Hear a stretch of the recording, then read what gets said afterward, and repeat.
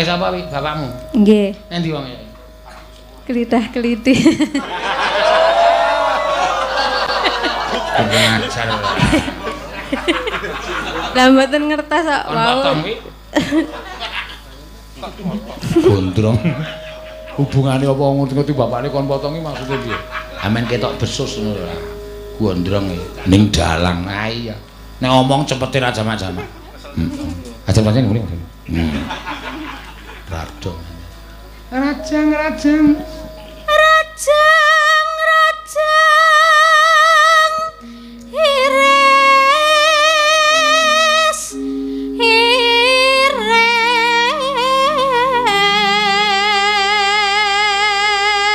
Monggo iki sing urung maju Mbak Ria karo Mbak Iim. Apa sapa, Kang? Iim. Iin kok Iim ora. Wo omongane.